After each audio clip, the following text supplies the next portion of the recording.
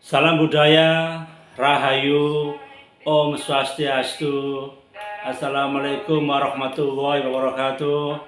Shalom, salam sejahtera untuk kita semuanya. Salam damai untuk Indonesia.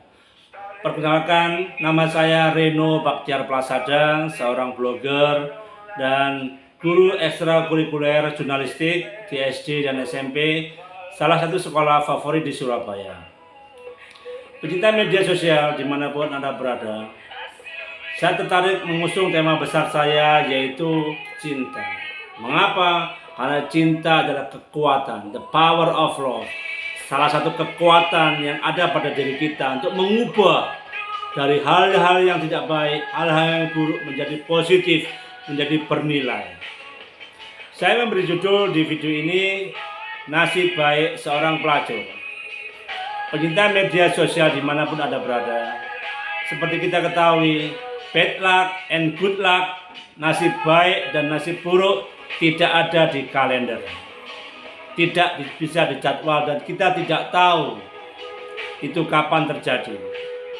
Di lokalisasi Nyarak dan Doli, di mana saya telah bertinggal di sana, berdomisili di sana selama hampir 30 tahun lamanya, saya betul-betul mengamati, melihat, bergumul, riset dengan para pelacur serta berbagai fenomena yang terjadi.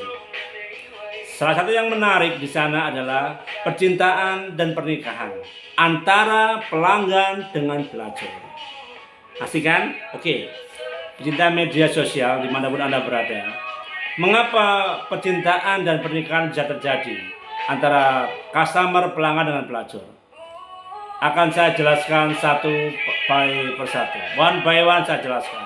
Pertama, yang pelanggan ya, para pelanggan, mengapa mereka sudi mau menikah dengan pelacur? Dikarenakan ada beberapa sebab. Pertama, biasanya dia adalah duda, ditinggal istrinya meninggal atau ditinggal istrinya minggat biasanya. Kedua, perjaka, tapi yang sudah berusia kisaran 30 tahun ke atas.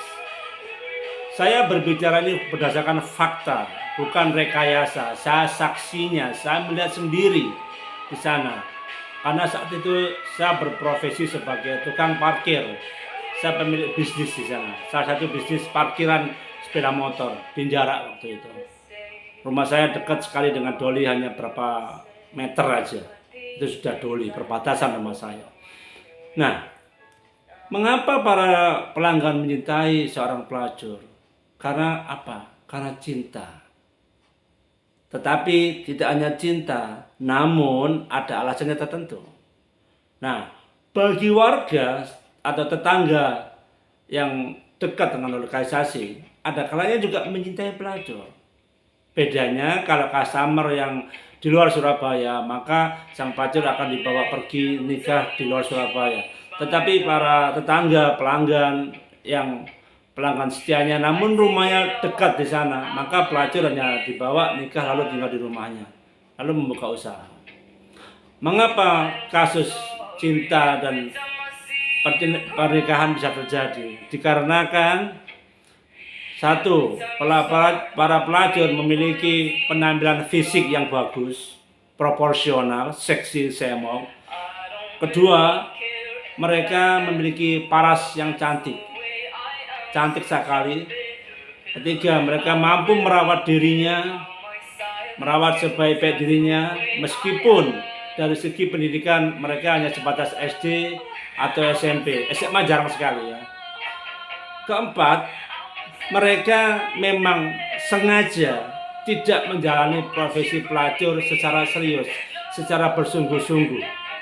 Karena apa? Mereka selalu berharap dalam hatinya, hampir semua pelacur saat itu berharap bahwa dia ingin menikah dengan seseorang yang dia cintai, meninggalkan lokalisasi, hidup rumah tangga, memiliki anak, wajar seperti yang lain.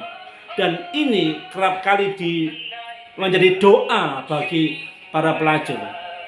Ini kisah nyata, bukan kisah rekayasa. Saya tahu sendiri, saya saksi, saya melihat sendiri bagaimana pelacur itu berdoa. Dan doanya dia ditujukan kepada saya. Ada kalanya mereka mencoret-coret di dinding.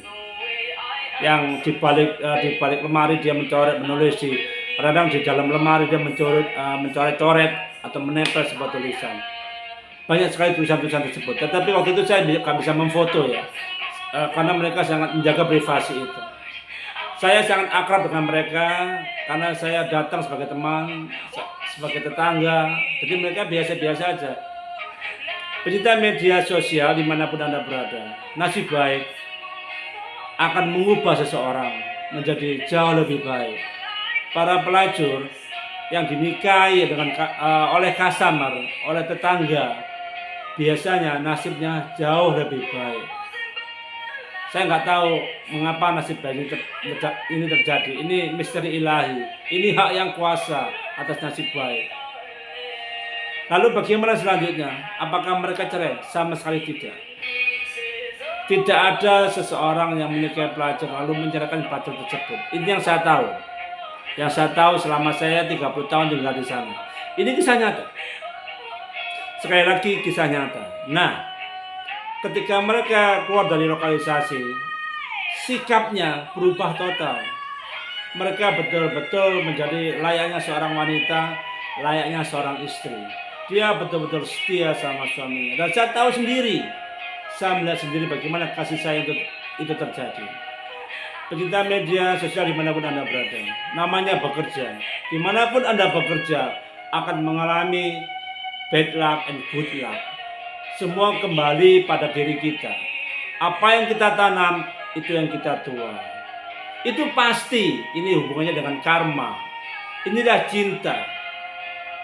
Pelacur di Doli dan Jarak selalu berharap, sebagian kecil atau sebagian besar, ada kalanya itu berharap sekali dia nggak jadi pelacur. Dia ingin jadi seorang istri, dinikahi dengan seorang laki-laki yang mencintainya. Dia nggak melihat harta, yang penting mencintainya, menikahinya, hidup rumah tangga. Itu yang mereka inginkan. Ada kalanya itu terjadi, dan ada kalanya juga tidak terjadi. Ada seseorang pelacur yang dinikahi oleh customer, tapi customer ini sudah punya keluarga, punya anak. Lalu bekas pelacur ini atau mantan pelacur ini menjadi salah satu orang terkaya di sana. Saya nggak bisa menyebutkan namanya. Saya juga tidak berani, tidak etis, nggak sopan. Tapi yang pasti, kehidupannya jauh lebih baik. Sikap, pola pikirnya juga waras. Inilah yang ingin saya bagikan kepada pecinta media sosial dimanapun Anda berada. Semoga kisah nyata ini memberikan inspirasi bagi kita bahwa dimanapun Anda bekerja, maka satu hal, berbuatlah kejujuran, berbuatlah cinta kasih, karena kasih itu membawa berkah sebagai kekuatan yang maha biasa, maha luar biasa yang datang dari ilahi. Terima kasih Anda telah menonton video saya.